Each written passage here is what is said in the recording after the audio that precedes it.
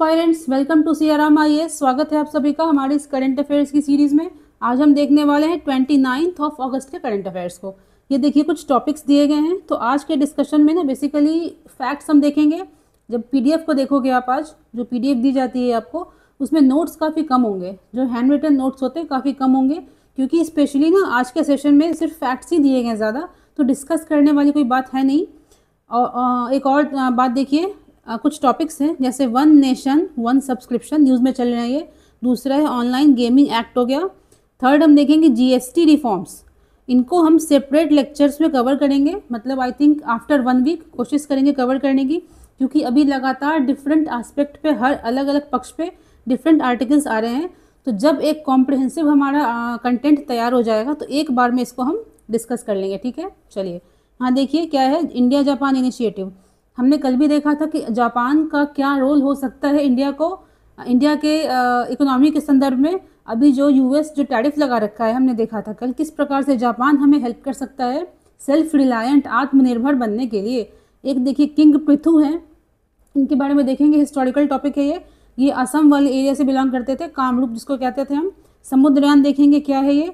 एक आर्टिकल देखिए कहता है वन डेटी मैनी इमेजिनेशंस। ये कृष्ण भगवान जो हैं, इनके डिफरेंट आप कह लीजिए कि जैसे धर्म तो काफ़ी पर्सनल चीज़ होती है, तो जो बड़े बड़े जो सेंट, जो महात्मा पोइट्स वगैरह हो चुके हैं, तो जैसे वल्लभाचार्य के बारे में देखेंगे, थोड़ा सा चैतन्य जी के बारे में देखेंगे, तो सबका इनको कृष्ण को मानने का तरीका काफ़ी अलग था।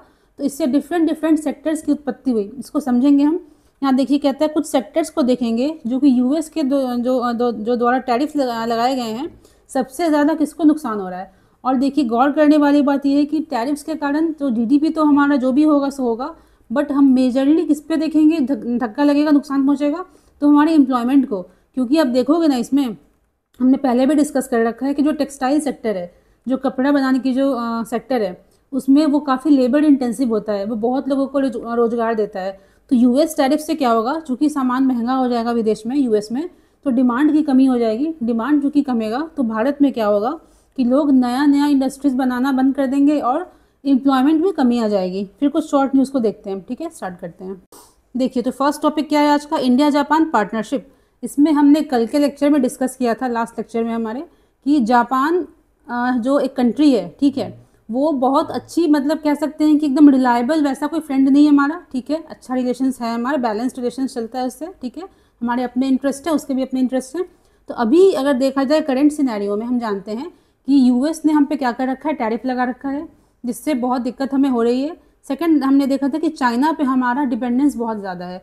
तो हमने देखा था दो चीज़ों को, चाइना पे हम डिपेंड क्यों करते हैं, वहाँ से इंपोर्ट करने के लिए, वहाँ से जो टेक्नोलॉजीज़ हैं, कुछ इंपॉर्टेंट सामान जैसे कि सेमीकंडक्टर चिप्स हो गए, फोटोवोल्टाइक सेल्स हैं, सिलिकॉन है, लिथियम वगैरह, जो उस फॉर्म में जिसमें कि हम अपने इंडस्ट्रीज़ में उसको यूज़ कर सकें, हम चाइना से मंगाते हैं।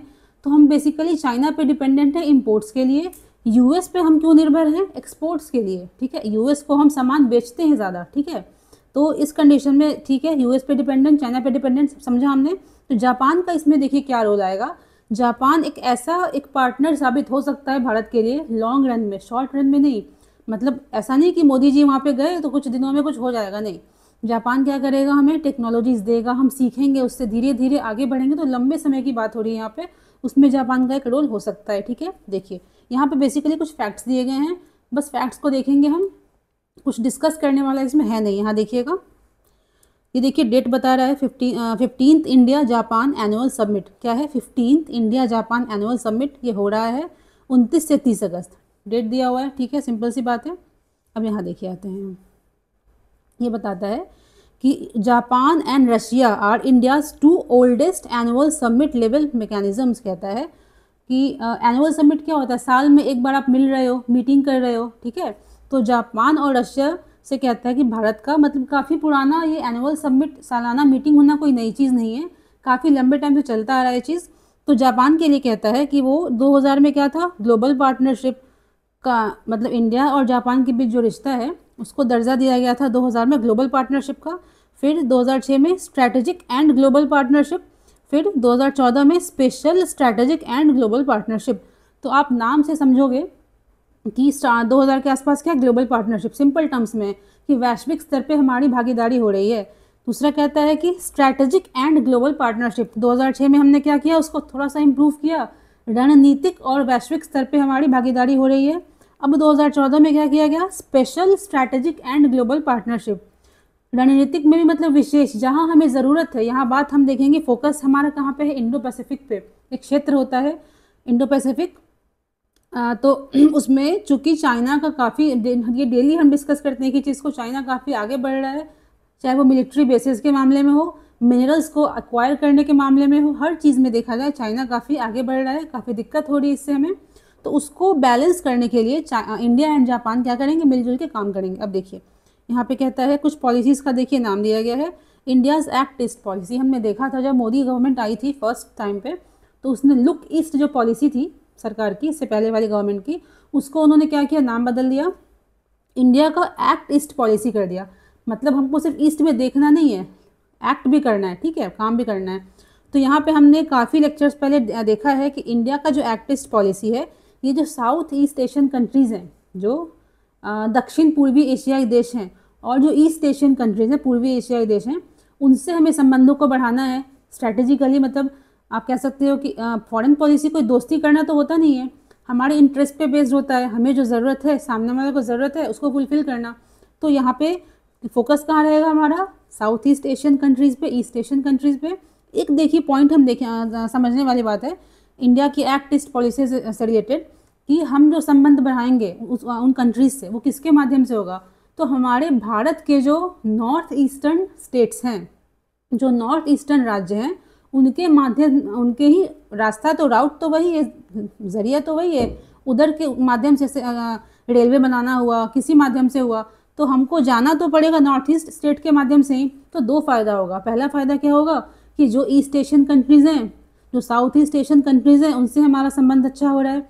सेकेंड फ़ायदा क्या होगा कि उसी बहाने से, कह लीजिए, आप समझने के लिए हम बोल रहे हैं, उसी बहाने से आप समझ लीजिए कि जो हमारे नॉर्थ ईस्टर्न जो स्टेट हैं, ठीक है, जो हमारे उत्तर पूर्वी राज्य हैं, नॉर्थ ईस्टर्न स्टेट्स हैं, उनका भी डेवलपमेंट होगा, और हो भी रहा है। आपने देखा था सैरांग रेलवे के बारे में देखा था आपने, काफ़ी ऐसे प्रोजेक्ट्स हैं जो चल रहे हैं, जो कि कनेक्टिविटी को इंक्रीज़ करने के लिए, अगर दिल्ली से कोई सामान वहाँ तक पहुँचना है बाई लैंड राउट कह लीजिए, तो उसके लिए रोड तो होना चाहिए, रोड तो बनानी पड़ेगी हमें। रोड कैसे, नॉर्थ ईस्टर्न कंट्रीज़ होते हुए जाएगी, सॉरी नॉर्थ ईस्टर्न स्टेट्स होते हुए जाएगी। तो इसमें देखेंगे हम एक्ट ईस्ट पॉलिसी में कि दो फ़ायदा हो जाएगा, दो हमारा मोटिव कह लीजिए, पहला है south east Asian countries and east Asian countries से अच्छा संबंध बनाना, दूसरा क्या है, इसी माध्यम से जो हमारे उत्तर पूर्वी राज्य हैं, नॉर्थ ईस्टर्न स्टेट्स हैं, उनको भी डेवलप करना, ठीक है।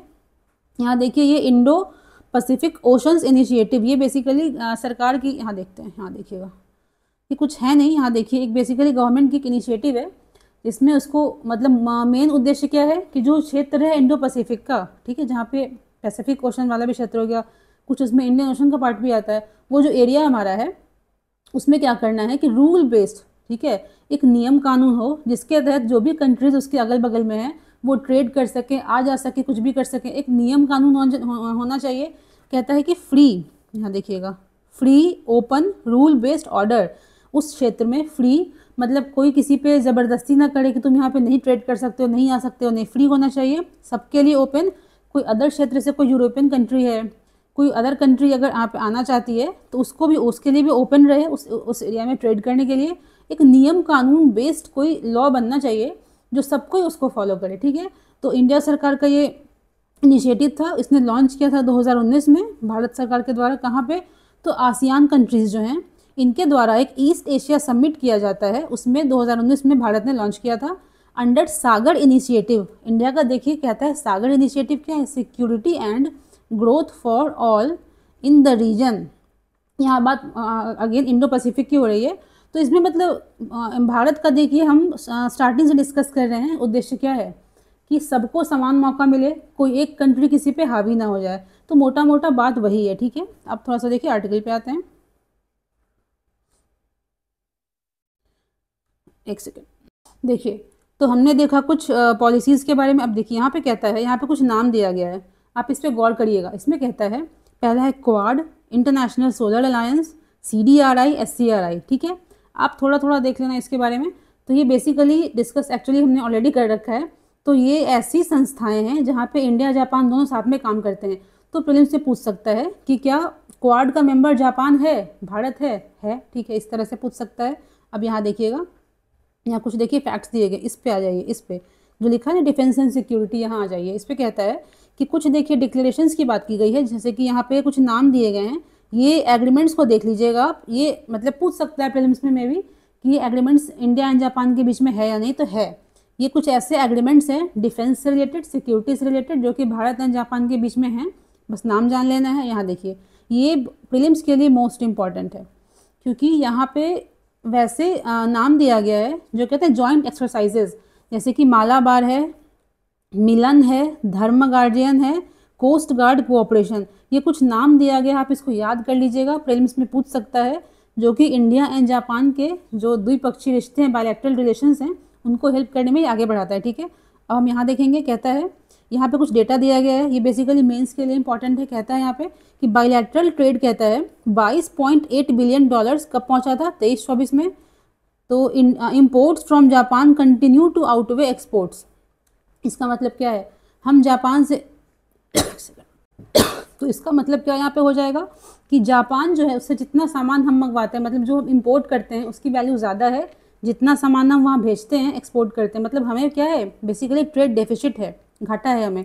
हमने देखा था यूएस के रिस्पेक्ट में, वहाँ पे क्या सरप्लस है, ठीक है। अब कहता है कि देखिए इंडियाज़ मेन एक्सपोर्ट, हम क्या क्या भेजते हैं, जापान को एक्सपोर्ट करते हैं, तो एल्यूमिनियम है, सी फूड है, मशीनरी है, स्टील कॉपर वगैरह है। तो ये नाम काफ़ी इंपॉर्टेंट आर्टिकल्स इसलिए हो जाते हैं, जब हम पढ़ेंगे कि यूएस के टैरिफ से भारत के किस किस आर्टिकल पे इफेक्ट पड़ा है, इसमें इन आर्टिकल्स का भी नाम आएगा, क्योंकि ये ऐसे इंपॉर्टेंट आर्टिकल्स हैं ना, जो कह सकते हैं कि यूएस में जब हम एक्सपोर्ट करते हैं तो हमारे टोटल एक्सपोर्ट का अच्छा खासा परसेंटेज ये कैरी करता है। इसीलिए कंपैरिजन के तौर पर बताया गया यहाँ पे कि जापान को जो हम भेजते हैं, सी फूड है, केमिकल्स कुछ हैं, एल्यूमिनियम, स्टील, कॉपर, ये सब है।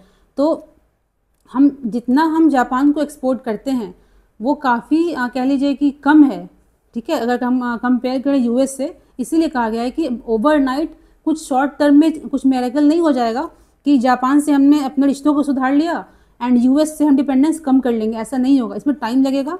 फिर यहाँ पे देखिए कहता है, अब कंपनीज़ की बात करें कि जापान अच्छा खासा, हमने देखा था कल भी, जैसे बुलेट ट्रेन प्रोजेक्ट है, इंडिया को स्मार्ट बनाने के लिए काफ़ी प्रोजेक्ट्स हैं, उसमें जापान ने अच्छा खासा पैसा टेक्नोलॉजीज़ को इन्वेस्ट कर रखा है। यहाँ देखिए एग्जाम्पल दे रखा है यहाँ पे, Mumbai Ahmedabad high speed rail, examples हैं ये, ठीक है। हाँ, यहाँ देखिए टर्म दिया गया है यहाँ पे, इंडो पैसिफिक रीजन, ठीक है। आपको करना क्या है, वीडियो को देखने के बाद आपको ये करना है कि ये होता क्या है। इंडो पैसिफिक रीजन काफ़ी न्यूज़ में रह रहा है, आपको ये अपने नोट्स में लिखना है, दिक्कत है पूछिएगा, what is Indo Pacific region, क्या होता है ये, इसका मीनिंग क्या है, कि कौन कौन से कंट्रीज़ इसमें आते हैं और इसका इंपॉर्टेंस क्या है, आखिर इसको इतना हम वैल्यू क्यों देते हैं। इंपॉर्टेंस भी देखिए स्ट्रैटेजिक रूप से क्या है, इसको हिंदी में कहते हैं रणनीतिक रूप, और इकोनॉमिकल, मतलब ट्रेड के लिए हो, वहाँ से गुजरने के लिए हो, मतलब रेवेन्यू जनरेशन में ये कितना इंपॉर्टेंट है, आपको इसको करना है, ठीक है। दिक्कत आती है पूछिए, इस पर अलग वीडियो बना दी जाएगी, ठीक है। टॉपिक खत्म होता है, ये पे आगे बढ़ते हैं। ये देखिए एक शॉर्ट न्यूज़ है, कहता है कि Rajasthan becomes first state in India to issue detailed guidelines on stray dogs after supreme court directive. तो इसको हमने डिस्कस किया था कि सुप्रीम कोर्ट ने क्या बोला था कि आप शेल्टर में बंद करो, इन लोग को स्टेरिलाइज करो, वैक्सीनेट करो, ताकि ये किसी को मतलब काट लेते हैं, डेथ हो जाती है लोगों की, वो सब ना हो सके। बाद में कोर्ट ने थोड़ा सा बोला ठीक है, आप इनको बंद मत करो, आप इनको रिलीज़ कर सकते हो जहाँ से उठाया वहाँ पे, लेकिन स्टेरिलाइजेशन के बाद और अच्छे से वैक्सीनेशन वगैरह, मतलब उनको आप जो टीकाकरण होता है ये सब करने के बाद ही छोड़ सकते हो।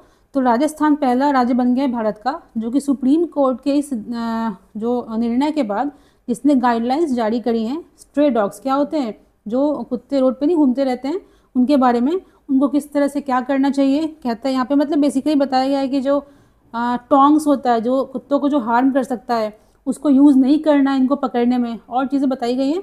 तो हमारे काम का क्या है, राजस्थान फर्स्ट स्टेट बन गया है जो कि डिटेल्ड गाइडलाइंस इसने इशू करी हैं, किस लिए, स्ट्रे डॉग्स के लिए, ठीक है। आगे देखते हैं। ये देखिए, ये भी एक छोटा सा न्यूज़ है, ज़्यादा कुछ डिस्कशन वाला है नहीं। कहता क्या है यहाँ पे, बर्मीज़ पाइथन्स के बारे में बताया गया है। ये पाए गए थे फ्लोरिडा में, ठीक है, लेकिन वहाँ पे नेटिव नहीं है, वहाँ के रहने वाले नहीं है ये, और फ्लोरिडा ऐसी जगह है जहाँ पे इनका मतलब कहता है कि इनसे ऊपर कोई नहीं है, इनको खाने वाला कोई जीव वहाँ नहीं पाया जाता है, इसलिए काफ़ी डर का माहौल है उधर। यहाँ पे कहता है कि जो पाइथन्स होते हैं ना, कहता है कैमोफ्लोज मेकिंग, मतलब वो छुप जाते हैं। अगर पेड़ पौधा है तो अपना ऐसा वो कलर कर लेते हैं कि वो छुप जाते हैं, ठीक से पकड़ना मुश्किल हो जाता है। यहाँ पे देखिए नाम दिया गया है, इसको ध्यान रखिएगा, तमिलनाडुज इरूला ट्राइब। ये बहुत इंपॉर्टेंट है, इससे पहले भी देखा था हमने। तमिलनाडु का क्या है, इरूला ट्राइब। क्या नाम है, इरूला। इरूला ये क्यों फेमस है, स्नेक कैचिंग में, सांप को पकड़ने के लिए फेमस ट्राइब है ये। तो यहाँ से भी कुछ लोगों को वहाँ पे फ्लोरिडा में बुलाया गया था ताकि पाइथन्स को पकड़ा जा सके। तो तमिलनाडु का कौन सा ट्राइब है, इरूला ट्राइब, जो कि स्नेक कैचिंग में, सांप को पकड़ने में काफ़ी फेमस है। ठीक है, एक देखिए नाम दिया गया एवरग्लेड्स नेशनल पार्क। हमने लास्ट टाइम भी देखा था, इसका नाम आया था फ्लोरिडा में।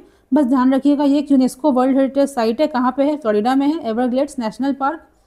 यहाँ पे हाँ देखिए नाम दिया गया है, ये बर्मीज पाइथन्स का, पाइथन बिविटैटस। ठीक है, पाइथन बिविटैटस बर्मीज पाइथन्स होते हैं, native to south east Asia. बस इतना ही जानना है, आगे देखते हैं। देखिए नेक्स्ट टॉपिक क्या कहता है, नाम क्या है इसका, looking for Prithu the Assam king said to have defeated Bakhtiyar Khilji. हम देखेंगे इसमें सिर्फ फैक्ट्स दिए गए, कुछ डिस्कशन करने वाली चीज़ नहीं है। तो पृथु बताया जाता है एक राजा था, कामरूप क्षेत्र, जो असम कहते हैं ना उसको कामरूप कहते थे मेडाइवल पीरियड में, वहाँ का राजा था जिसने किसको हराया था, बख्तियार खिलजी, जिसको हम जानते हैं कि नालंदा को जिसने डिस्ट्रॉय कर दिया था। अब देखिए यहाँ से देखते हैं, फैक्ट्स को स्टार्ट करते हैं। पृथु के बारे में कहता है 13th century ruler of Kamrup. Prelims के लिए बहुत इंपॉर्टेंट है, एनसीईआरटी में नहीं दिया गया है। पृथु क्या है, 13th सेंचुरी का रूलर है, कहाँ का, कामरूप का। ठीक है, बख्तियार खिलजी के बारे में पढ़ा है हमने कि नालंदा को उसने डिस्ट्रॉय किया था। नालंदा क्या था, इसको एक symbol of our ancient civilisation, हमारी प्राचीन जो सभ्यता है उसका एक सिंबल हुआ करता था। इसको डिस्ट्रॉय किसने किया था, बख्तियार खिलजी ने। तो Maharaja Prithu of Kamrup rose in valour and struck him down. कहता है कि जब बढ़ते बढ़ते वो वहाँ तक पहुँचा था, कामरूप तक आया था, तो इस महाराजा पृथु ने उसको हरा दिया था। ठीक है, तो यहाँ पे देखिएगा, कहता है Prithu is being projected as an Assamese icon much like a home general Lachit Borphukan. इनके बारे में पढ़ा है हमने कि मुगल्स को उन्होंने हराया था 1671 में। कौन से बैटल में, बैटल ऑफ सरायघाट। तो बैटल ऑफ सरायघाट कब हुआ था, 1671 में हुआ था। उसमें लचित बोरफुकान जो थे वो अहोम मतलब असम के जनरल थे, मिलिट्री जनरल थे, उन्होंने मुगल की आर्मी को हरा दिया था। ठीक है, तो उनसे काइंड ऑफ कंपैरिजन किया जा रहा है कि जिस तरह वो बहादुर थे कह लीजिए, इस तरह इनको भी, ये जो पृथु राजा थे, इनको भी कंपेयर करा जा रहा है। देखिए कहता है कि बख्तियार खिलजी के बारे में कहता है, ये कौन था, मिलिट्री जनरल था, किसका, मोहम्मद घोरी का। ये ईस्ट इंडिया में बेसिकली वो मतलब गुलाम था, मिलिट्री जनरल था। तो ईस्ट इंडिया में जो पूर्वी भारत है वहाँ पे वो अटैक करने गया था, कैप्चर करने, जो भी करने गया था। तो सैकिंग बुद्धिस्ट मोनेस्ट्री इन नालंदा, तो सबसे बड़ा इसने जो काम किया था वो क्या था, नालंदा को पूरी तरह से बर्बाद कर दिया था। फिर कहता है यहाँ देखिए, वो जो इन्वेजन था ना, मतलब जो बख्तियार खिलजी जो इन्वेड किया था ईस्टर्न भारत में, वो फर्स्ट तुर्को अफगान इन्वेजन कह सकते हैं उसको हम। तो टर्म दिया गया है फर्स्ट तुर्को अफगान इन्वेजन, किसके द्वारा किया गया था, बख्तियार खिलजी के द्वारा किया गया था।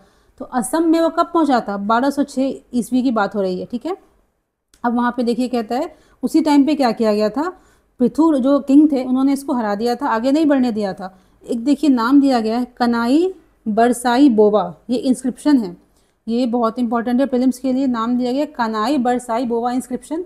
ये कहता है एक साइट है, इंस्क्रिप्शन है, कहाँ पे पाया गया है, रिवर बैंक, किस नदी के किनारे है, ब्रह्मपुत्र नदी के किनारे है। ठीक है, क्या नाम है, कनाई बरसाई बोवा। इसी में बताया गया था कि किस प्रकार से महाराजा ने क्या किया था 1206 ईस्वी में, वो जो बख्तियार खिलजी था उसको उन्होंने डिफीट कर दिया था। यहाँ पे देखिए एरिया नहीं होगा, गलत है, एरा होगा, सका एरा कन्वर्ट करके बताया गया है कि 1206 ईस्वी को इसने कन्वर्ट किया है सक एरा में 1127। ठीक है, अब देखिए एक देखिए नाम दिया गया तबक अते नासिरी। तबक अते नासिरी, ये बताना है किसने लिखा है, ये प्रीलिम्स में पूछता रहता है ऐसा क्वेश्चन, आपको बताना है कि तबक अते नासिरी जो है ये किसके द्वारा लिखा गया है। ये पर्शियन क्रॉनिकल है, पर्शियन भाषा में इसको लिखा गया है। इसमें क्या बताता है, military defeat at hands of Rai of Kamrud या कामरूप, इसमें बताया गया है। तो ये तो इंडिया की बात हो गई। इंडिया में भारत में देखा जाए तो कनाई बरसाई बोवा एक इंस्क्रिप्शन है, वहाँ बताया गया था कि किस तरह से बख्तियार खिलजी को भारत में पृथु राजा ने हरा दिया था। लेकिन इसमें नाम नहीं दिया गया है, बस लोकल किंग एक लिखा गया है। अब हम पर्शियन प्रूफ की बात करें तो पर्शियन जो किताब है तबकत नासिरी, आपको बताना है किसने लिखा है, इसमें बताया गया है कि कामरूप में, कामरूप को कामरूप देखिए लिखा गया है, पी के जगह डी, पर्शियन भाषा में उस तबक़त नासिरी में कामरूप को कामरूप बताया गया है। वहाँ पे बोलता है बारतू नाम का एक राजा था जिसने कि बख्तियार खिलजी को हराया था। ठीक है, अब देखिए उस नाम के आधार पर हिस्टोरियंस ने बोला कि पृथु नाम का राजा हुआ करता था, उसको हो सकता है पर्शियन में बारथू बोला जाता हो।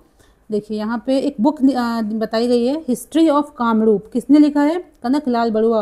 ये बहुत फेमस नाम है, कनक लाल बरुआ काफ़ी फेमस नाम है। तो उनकी बुक क्या है? अर्ली हिस्ट्री ऑफ कामरूप, उनकी किताब लिखी गई है ये। इसमें कहता है Prithu raja was the king of Kamrup who caused the destruction of Bakhtiyar's forces in 1206 AD। ठीक है, बार बार ये बताया जा रहा है एक ही बात को कि वही उन्होंने क्या किया था, बख्तियार खिलजी को हरा दिया था। उनका कैपिटल क्या था? North Guwahati, north Guwahati. ठीक है, यहाँ आते हैं अब। ये देखिए ये एक बहुत इंपॉर्टेंट नाम दिया गया, दिख रहा है, 19th century Scottish surveyor Francis Buchanan. अगर आपने एनसीईआरटी को अच्छे से पढ़ा है तो फ्रांसिस बुचनन के बारे में एक आई थिंक 4-5 पेज का चैप्टर दिया हुआ है, आप उसको देखना। उसमें अच्छे से बताया गया है इन्होंने क्या खोजा, इनका कंट्रीब्यूशन क्या रहा था। तो 19th सेंचुरी स्कॉटिश, कहाँ के? स्कॉटलैंड, स्कॉटिश इनका ओरिजिन था, स्कॉटिश सर्वेयर थे, नाम क्या था? फ्रांसिस बुचनन। इन्होंने क्या बताया था कि रिमेन्स ऑफ अ फोर्ट, एक फोर्ट किला का रिमेन के बारे में बताया गया है, रंगपुर डिवीजन जो कि बांग्लादेश में पड़ता है, वहाँ पे एक किला के बारे में बताया था इन्होंने। और एक ओरल, मतलब कहते हैं किंवदंती, ओरल ट्रेडिशन, कुछ बोला जाता है जिसका लिखित रिकॉर्ड नहीं मिलता है, कि कैपिटल वो किसका था? पृथु राजा का कैपिटल था वो। ठीक है, तो फ्रांसिस बुचनन ने क्या बताया था अपनी किताब में कि एक रंगपुर जो क्षेत्र पड़ता है बांग्लादेश में प्रेजेंट डे में, वहाँ पे एक किला था जो कि राजा पृथु का, मतलब कह लीजिए कैपिटल माना जाता था उसको। अब देखिए 12th century was a very important period for rise of Islam in the Bengal frontier.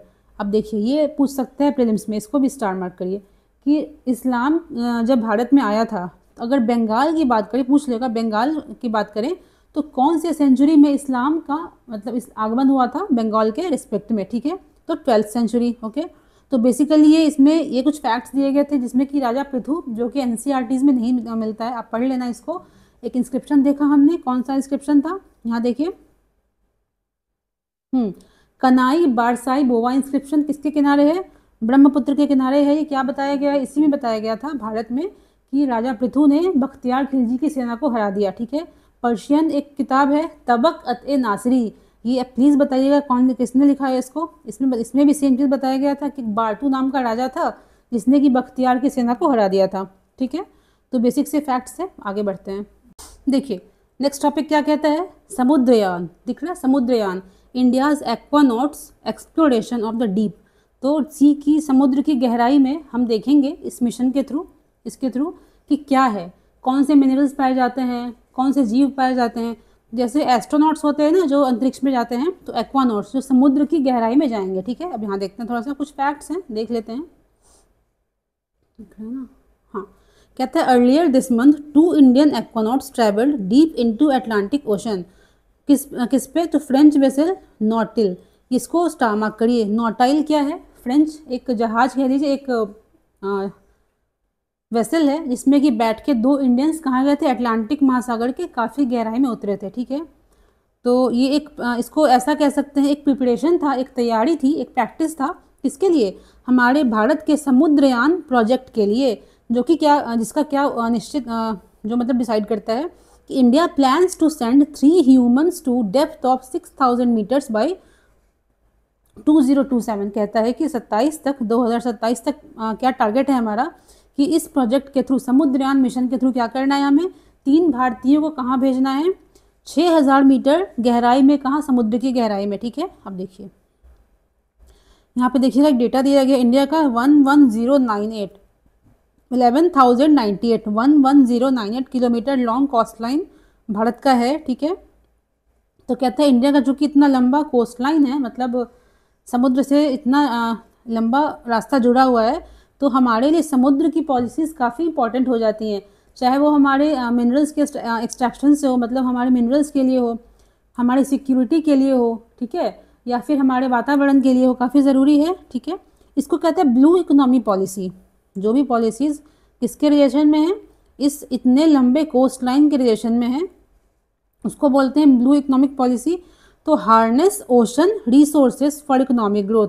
समुद्र में देखिए बहुत सारी ऐसी चीज़ें हैं जिनके बारे में हम जानते नहीं हैं, हमको पता नहीं है, लेकिन इतना पता है कुछ ऐसे मिनरल्स हैं जो हमें धरती पे जिनको माइन करना थोड़ा डिफिकल्ट होता है। तो एक आदमी मतलब ऐसा देखा जा रहा है कि समुद्र में वो पाए जाते हैं, तो उनको हम वहाँ से निकाल सकें। ठीक है, अब देखिए यहाँ पे कहता है, यहाँ पे आइएगा कि यूएस की बात करी गई है, रशिया, चाइना, जापान, फ्रांस, कुछ ऐसी कंट्रीज़ हैं जिन्होंने समुद्र के इतने गहराई तक वो मतलब जाके देख पाए हैं, एक्सप्लोर कर पाए हैं कि वहाँ पे क्या है क्या नहीं है। तो कि देखिए सिर्फ यूएस 1 2 3 4 5, सिर्फ 5 कंट्रीज ऐसी अभी तक हैं। तो यहाँ देखिएगा समुद्रयान प्रोजेक्ट क्या है, among 6 components of deep ocean mission. Deep ocean mission देखिए जो कि पुराना है, तो इसको डिस्कस करने की आवश्यकता नहीं है, जितना इसमें दिया है उतना ही देखेंगे हम। तो डीप ओशन मिशन जो है, नाम से लग रहा है कि समुद्र की गहराई में जाना है, वहाँ पता लगाना है वहाँ पे क्या है। ठीक है, और वहाँ पे ये भी देखना है कि वहाँ पे अगर हम जाते हैं उतनी गहराई में तो क्या चेंजेस होते हैं, मतलब प्रेशर तो ज़्यादा होगा ना, तो क्या चेंजेस होते हैं उसको देखेंगे हम। तो कहता है कि जो मिशन था डीप ओशन मिशन, इसका एक पार्ट है समुद्रयान प्रोजेक्ट, जिससे कि हम 6000 मीटर की गहराई में उतरेंगे। ठीक है, तो कहता है कि ये 2021 में इसको अप्रूवल मिला था और 4077 करोड़ इसका टोटल आउटले है, मतलब इतना खर्च करना है उसको 5 साल में, ऐसा बोला गया था। इसमें देखिए कहता है ये जो मिशन था डीप ओशन मिशन, इसकी बात हो रही है, डीप ओशन मिशन की बात हो रही है। डेवलप टेक्नोलॉजीज़, ऐसी टेक्नोलॉजीज़ को डेवलप करना जिससे कि हम डीप सी माइनिंग क्या होता है, समुद्र के गहराई से हमको कुछ निकालना है, मिनरल्स हैं, जीव जंतु हैं, उसको निकालना है, उसको डीप सी माइनिंग कहते हैं। ऐसी टेक्नोलॉजीज़ को डेवलप करना। दूसरा कहता है ocean climate change advisory service. इसमें कहता है कि ऑब्जर्व करना मॉडल्स, कहता है कि ओशन जो हमारा है वहाँ पे क्लाइमेट जो चेंज हो रहा है उसके क्या प्रभाव पड़ते हैं। ठीक है, उसको जानना समझना, और अगर हमको जान समझ लेते हैं तो उसको बताना। ठीक है, फिर कहता है technological innovations explore conserve biodiversity. तो हमने देखा होगा, आप जानते हैं ऐसे भी कि समुद्र की गहराई में ना काफ़ी अलग टाइप के मतलब जीव जंतु पाए जाते हैं जिनको खोजना काफ़ी डिफिकल्ट, जो मतलब ऐसे ऊपर ऊपर से नहीं दिखते, तो उनके बारे में पता करना। ठीक है, फिर मिनरल डिपॉजिट्स काफ़ी ज़्यादा हैं। एक देखिए नाम दिया गया poly metallic nodules. Poly metallic nodules, poly मतलब कहते हैं एक से ज़्यादा हो गया, तो ऐसा ये इसका मतलब अगर दिया रहा है पॉली मेटालिक नोड्यूल्स तो क्या होता है। तो इस एक समझ लीजिए आप, एक और समझ लीजिए, एक मिनरल समझ लीजिए जिसमें कि layers of iron and manganese hydroxides. तो पॉली मेटालिक नोड्यूल्स में क्या पाया जाता है, layers of iron and manganese hydroxides. ठीक है, इसको स्टमक करिए, कहते हैं found on the ocean floor. Okay, materials like निकल। अब देखिए इसमें कहता है, देखिए हम जानते हैं कि रेयर अर्थ क्या होता है, मतलब वो ऐसा नहीं कि रेयर है, मतलब उनको माइन करना डिफिकल्ट होता है अर्थ पे, उसको हमारे पास टेक्नोलॉजीज़ नहीं है जिससे कि हम उसको उसके ओर में से उसको निकाल पाएँ हम। ठीक है, तो कहता है कि समुद्र में चूँकि पॉलीमेटालिक नोड्यूल्स होते हैं, वहाँ से इसको निकालना आसान हो सकता है। तो उस चीज़ को देखने के लिए हमने क्या किया था, मतलब ये भी एक एस्पेक्ट था हमारा डीप ओशन मिशन का। फिर कहता है कि ऐसी टेक्नोलॉजीज़ को डेवलप करना to drive energy and fresh water from ocean. तो सॉल्ट वाटर जो ओशन का होता है उसको अच्छे से कन्वर्ट करना फ्रेश वाटर में, ताकि हम पी सकें, कंज्यूम कर सकें, और ये सब मतलब इसकी टेक्नोलॉजीज़ को डेवलप करना। अब देखिए कहता है कि national institute of ocean technology जो है ये जो मिशन है इसको देखेगा, मतलब इसका सुपरवाइज़र कौन है, national institute of ocean technology. ठीक है, यहाँ देखिए ये बहुत इंपॉर्टेंट है प्रीलिम्स के लिए। मत्स्य 6000, इसको याद कर लीजिएगा, पूछ सकता है इस बार 26 के प्रीलिम्स में। मत्स्य 6000 क्या है, वो वैसा व्हीकल है that will take the aquanauts into the deep. तो जिस गाड़ी में, समझ लीजिए जिस चीज़ में बैठ करके जो हमारे एक्वानॉट्स हैं वो समुद्र की गहराई में जाएंगे, उस वेसल का नाम क्या है, मत्स्य 6000। मत्स्य 6000 ये किसी बड़ी मछली के डिज़ाइन की तरह बनाया गया है इसको। ओके, इसमें देखिए कहता है इसको बनाया गया टाइटेनियम अलॉय से। टाइटेनियम अलॉय कहता है steel is not strong enough to bear atmospheric pressure at 6000 metre under sea. इसका मतलब क्या है, यहाँ पे देखिए एक सिंपल सा फैक्ट दिया गया है कि 600 टाइम्स कहता है यहाँ पे सरफेस से, अगर हम सतह से कंपेयर करें तो 6000 जब डीप हम जाएंगे समुद्र की गहराई में, तो प्रेशर जो हमारा है वो कितना 600 गुना ज़्यादा बढ़ जाएगा। इस प्रेशर को स्टील नहीं झेल पाएगा, इसलिए इसके बदले हमने टाइटेनियम एलॉय से इस वेसल, यहाँ देखिए फोटो दिया गया है, इसको हमने बनाया है। ठीक है, कहता है कि इन डेप्थ, गहराई में इन्वायरमेंटल कंडीशंस काफ़ी रफ होते हैं, यहाँ पे ठीक से रहना बहुत मुश्किल हो जाता है इंसानों के लिए, खासकर इनहॉस्पिटेबल फॉर ह्यूमंस, तो जहाँ पे जाना काफ़ी आसान बात नहीं होगी वहाँ पे। कहता है देखिए, जैसे कि कहता है titanium alloy was chosen due to its strength, but titanium is rare. Not many countries are willing to share their reserves. आपको बताना है कि टाइटेनियम सबसे ज़्यादा कहाँ है, किस देश के पास सबसे ज़्यादा टाइटेनियम है। ठीक है, ये बताना है आपको। तो चूँकि ये एक कह सकते हैं रेयर अर्थ मिनरल है, इसको हर कंट्री शेयर करना नहीं चाहती है, किसी के पास रिजर्व है भी तो देना नहीं चाहती है। ठीक है, देखिए कहता है कि अगर 0.2 mm जो इसकी मोटाई है, जो थिकनेस है, जो इसका मेजरमेंट है, उसमें अगर देखिए कहता है 0.2 mm भी अगर हम डिफरेंस कर देते हैं, बदलाव कर देते हैं, तो वो कोलैप्स कर जाएगा। ठीक है, दिक्कत हो जाएगी उससे। फिर कहता है यहाँ पे देखिए एक टर्म दिया गया है, इलेक्ट्रॉन बीम वेल्डिंग। किस चीज़ से बनाया गया है ये? Electron beam welding. क्या है ये? Beam of high velocity electrons melts and join the materials. तो वेल्डिंग जो करते हैं ना, बेसिकली आपने देखा होगा गैराज वगैरह कहीं पे, तो ये जो इलेक्ट्रॉन बीम वेल्डिंग है, इसमें इलेक्ट्रॉन्स के एनर्जी को यूज़ करके मेटल्स को पिघलाया जाता है और वेल्ड किया जाता है। ठीक है, ये देखिए स्क्रबर्स, एक टर्म दिया गया स्क्रबर्स। क्या है इसमें? देखिए कहता है कि जो भी जो एक्वानॉट्स होंगे, बैठेंगे, सांस लेंगे, सांस छोड़ेंगे, ठीक है, गैसेस एक्सचेंजेस होगा, उसमें कहता है स्क्रबर्स क्या करेगा, जो हार्मफुल गैसेज हैं उसको एब्जॉर्ब कर लेगा। ठीक है, नाम दिया गया, जानना ज़रूरी है। फिर यहाँ पे कहता है रीब्रीदर ऑक्सीजन सिस्टम। इसमें बेसिकली जो हवा आप छोड़ेंगे ना, उसमें उसको प्योर करके फिर से O2 बना के, मतलब कुछ सिस्टम है, तो ये सब उनको चूँकि वहाँ पे जाने में आसानी हो, इसके लिए इसको इम्प्लीमेंट किया जाएगा। तो 9 आवर लॉन्ग जर्नी, 9 घंटे की जर्नी होगी। ठीक है, यहाँ देखिए ये भी स्टार मार्क करिए, इसको एकदम ध्यान रखिए। रेडियो वेव पूछ सकते, सिंपल टर्म दे देगा कि radio waves the basis of day to day, मतलब कहता है जो डेली हम कम्युनिकेट करते हैं ना, उसका आधार क्या है, तो कहता है रेडियो वेव्स। ठीक है, लेकिन डीप सी में ये काम नहीं करेगा, डीप सी में काम नहीं करेगा। Acoustic telephones which carry information laden sound waves to receive, कहता है कि उसके लिए एक स्पेशल, एक अलग तरीके का फ़ोन बनाया गया है। तो ये भारत ने फर्स्ट टाइम बनाया है ये चीज़। ठीक है, उसके पास है, तो उसको यूज़ हम करेंगे, क्योंकि रेडियो वेव जो है वो यूज़ में नहीं आ सकता है। एक सेकेंड देखिए, नेक्स्ट टॉपिक क्या है हमारा? वन डीटी मेनी इमेजिनेशंस, एक ईश्वर और अलग अलग इमेजिनेशंस, मतलब हम सोच लेते हैं काफ़ी अलग अलग। तो धर्म जो होता है ना, वो काफ़ी पर्सनल चीज़ है। ठीक है, व्यक्तिगत चीज़ होता है वो, तो कोई दूसरा आपको जज नहीं कर सकता है कि आप धर्म को किस तरह फॉलो करते हो। अब देखिए मीराबाई जी थी, उन्होंने कृष्ण को अपने पति के रूप में मतलब स्वीकार किया, उनकी पूजा करती थी। कई लोग क्या करते हैं, कृष्ण को गुरु की तरह मानते हैं, कुछ लोग उनको एक कह सकते हो कि ईश्वर की तरह मानते हैं। तो बहुत सारी धारणाएं हैं, तो उसमें हम नहीं जाएंगे, हम देखेंगे फैक्ट्स को। यहाँ देखिएगा फर्स्ट देखिए पैराग्राफ है, कहता है एक देखिए कहता है राधा कृष्ण ट्रेडिशन जो है, जो राधा कृष्ण की प्रथा है, परंपरा है, वो बेसिकली इसका जड़ कहाँ है, मूल कहाँ है उसका? तो बंगाल एंड उड़ीसा में, बंगाल एंड उड़ीसा में किसके थ्रू है? यहाँ देखिएगा, हमको इस राधा कृष्ण की प्रथा से, जड़ से मतलब नहीं है, हमारे प्रीलिम्स के लिए इंपॉर्टेंट क्या है? तो जयदेव की गीत गोविंद, ठीक है, चंडीदास, विद्यापति, आप इसको स्टार मार्क करो। इसमें देखो कि ये जो पोएट्स हैं ना, चंडीदास हो गए, विद्यापति हो गए, जयदेव हो गए, ओके, ये इन्होंने किस चीज़ को, कृष्ण के किस रूप को दिखाया है? राधा कृष्ण वाले रूप को दिखाया है। ठीक है, ये पूछ सकता है प्रीलिम्स में कि राधा कृष्ण, जैसे कि ऐसे दे देगा कि चंडीदास विद्यापति कौन थे? पोएट थे। ठीक है, आप लिख दोगे, आप ओके कर दोगे। सेकंड स्टेटमेंट देगा कि ये वासुदेव कृष्ण से रिलेटेड राधा कृष्ण कल्ट को ये फॉलो करते थे, उसको प्रोपोगेट करते थे, तो ये भी सही हो जाएगा। देखिए फिर कहता है 16th सेंचुरी आते आते रास लीला परफॉर्मेंस ऑर्गेनाइज कहाँ? देखिए मथुरा के ब्रज में, इसको स्टार मार्क करिए। जो शब्द है रास लीला, ठीक है, उसका जो परफॉर्मेंस होता है सबसे पहले कहाँ हुआ था? मथुरा की बात करें, मथुरा की बात करें, वहाँ पे कहता है भागवत ट्रेडिशन जो है, उसके चैतन्य जो महाप्रभु थे, उनके कह सकते हैं उनके इनिशिएशन पे मतलब उन्होंने उसको स्टार्ट किया था। किस चीज़ को? रास लीला का जो कॉन्सेप्ट है, मतलब कृष्ण रास कर रहे हैं गोपियों के साथ में, ये जो कॉन्सेप्ट है, ये कौन लेके आए थे? तो चैतन्य महाप्रभु। ये कहाँ थे? मथुरा के ब्रज वाले एरिया में। तो हमने देखा कि राधा कृष्ण की बात करी जाए, उस प्रथा के उस सेक्टर की बात करी जाए, तो बंगाल में है, उड़ीसा में उसका मूल है। जयदेव हो गए, चंडीदास, विद्यापति, इससे रिलेटेड है।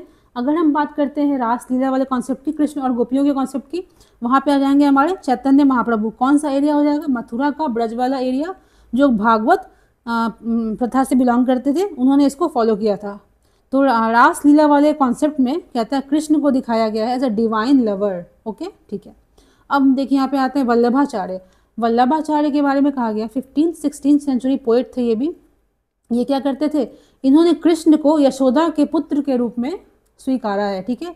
इनका क्या मानना था? कृष्ण जो है वो यशोदा के पुत्र हैं, ठीक है। वल्लभ एंड चैतन्य सेक्ट्स, तो वृंदावन वाला एरिया है, वृंदावन वाला एरिया है, उसमें कहता है वल्लभाचार्य हो गए, चैतन्य जी हो गए। ये कहता है नहीं, दो मतलब अलग अलग फॉलोअर्स इनके होंगे, तो कहता है कि राइवल्स, मतलब वो प्रतिद्वंदी थे, ठीक है, वो एक दूसरे के कॉम्पिटिटर थे।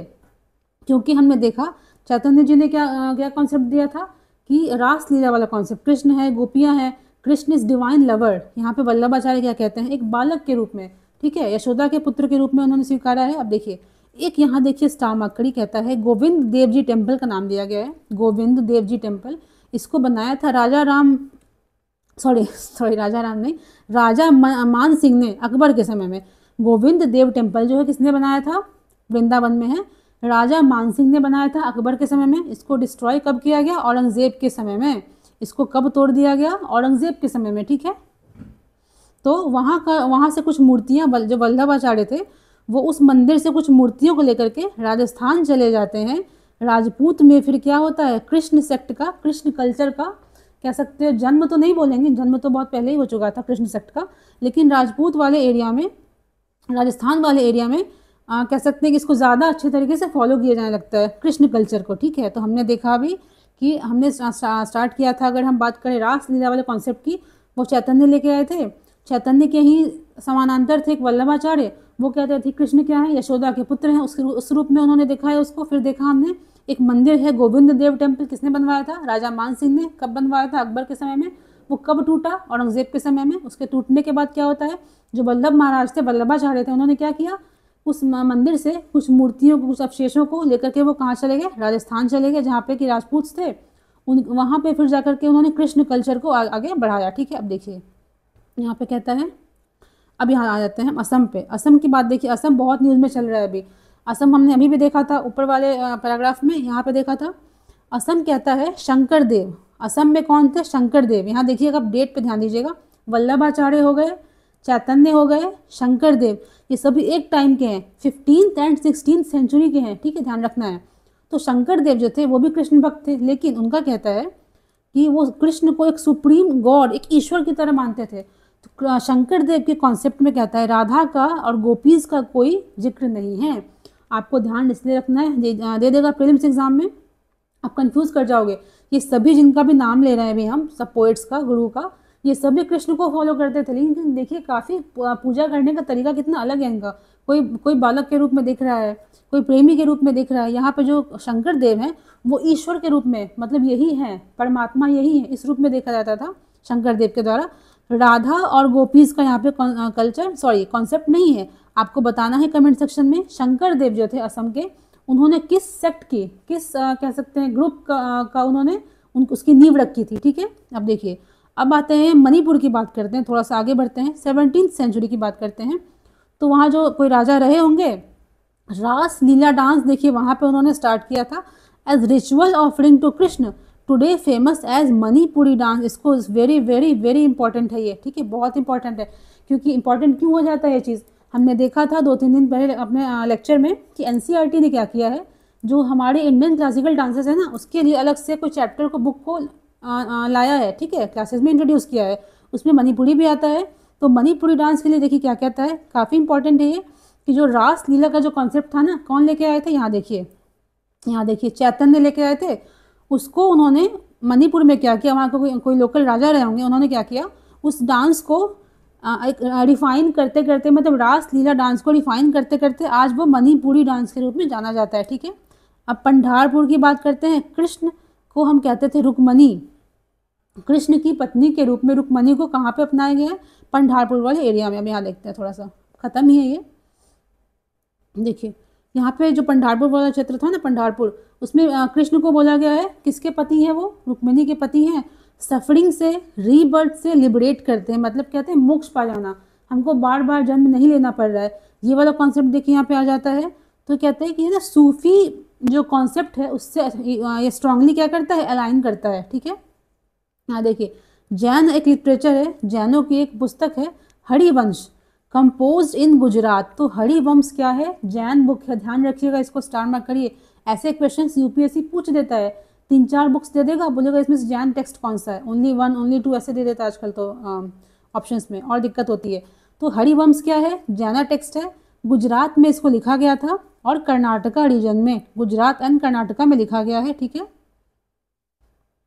उसमें कहता है कि महाभारत जो वॉर हुआ ना, महाभारत, उसको बताया गया है कि कृष्ण के स्ट्रगल को बताया गया है। मतलब उस जैन का जो हरिवंश है उसमें जो जो जिक्र होता है महाभारत का, उसमें बताया गया है कि महाभारत क्या था। हम जानते हैं कि पांडवों और कौरवों में लड़ाई हुई थी, बट उस पुस्तक में बताया गया है कि Mahabharata was struggle of Krishna, Krishna की स्ट्रगल थी, उनकी, उनका मतलब कह सकते हैं उनकी जीवन यात्रा थी। किस प्रकार से, जरासंध के खिलाफ हो गया, मगध के खिलाफ हो गया। ठीक है, तो उसमें बताया गया कि कृष्ण की लड़ाई थी जरासंध के खिलाफ, तो उसको कृष्ण को हेल्प किया था दिल्ली वालों ने, इंद्रप्रस्थ वालों ने। ठीक है, तो उस प्रकार से कृष्ण की मदद किए थे उन्होंने।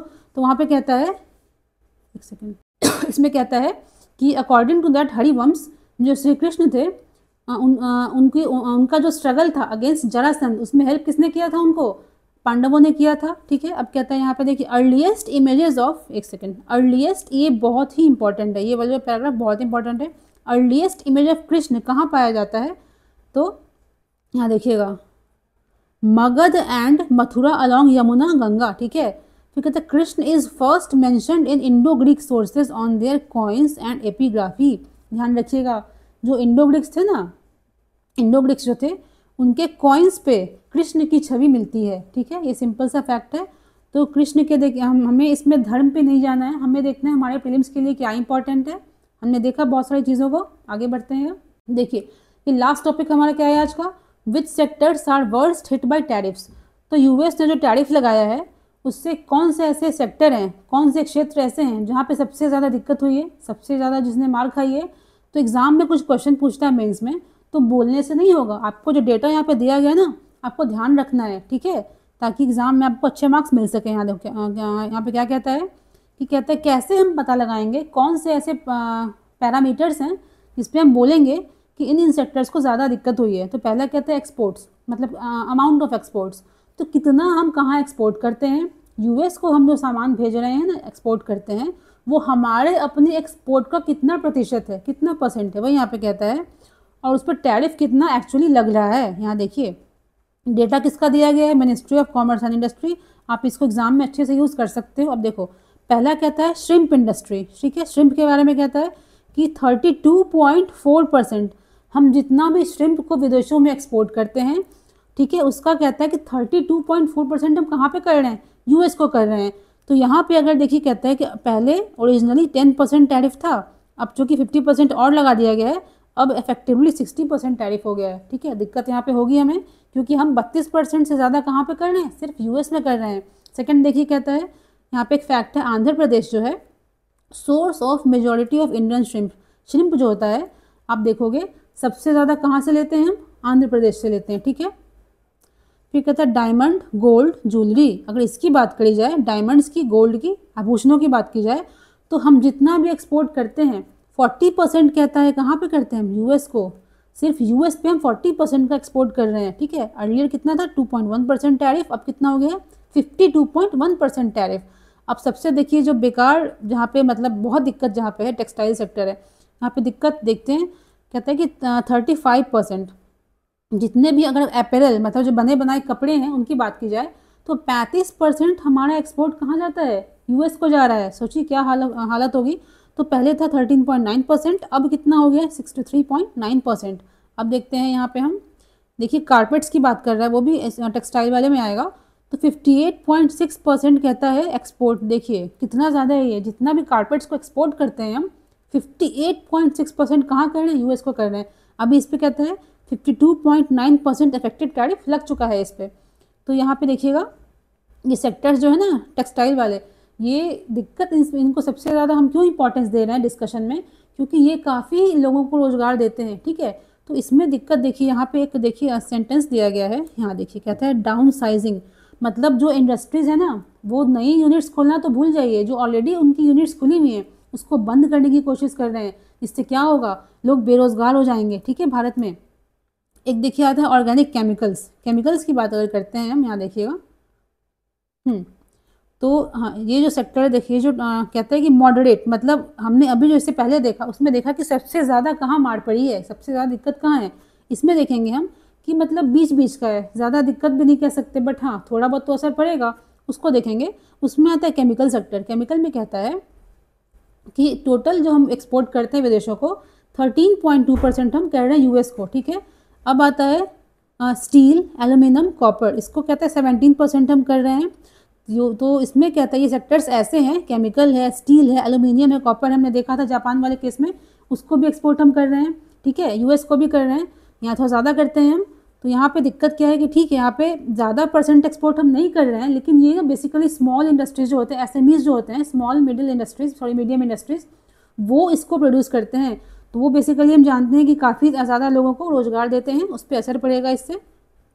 हाँ ठीक है, एक चीज़ यहाँ देखते हैं हम, एक देखिए टर्म दिया गया था, एक टर्म दिया गया था केमेक्सिल, यहाँ पे देखिए दिया गया है,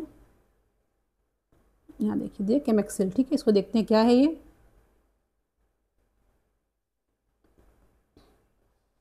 तो केमेक्सिल का देखिए फुल फॉर्म क्या होता है, basic chemicals cosmetics dyes exports promotion council. किसके अंदर ये आता है, मिनिस्ट्री ऑफ कॉमर्स के अंदर आता है। इसको 1936 में स्टैब्लिश किया गया था। ये ना सर्टिफिकेट्स प्रोवाइड करता है कि जो भी भारत में नॉर्म्स हैं, जो भी रेगुलेशंस हैं जिसके तहत आपको केमिकल्स को बनाना है, आपने उसको फॉलो किया है, ठीक है। तो आज के लिए देखिए इतना ही है, नेक्स्ट मिलते हैं मंडे को।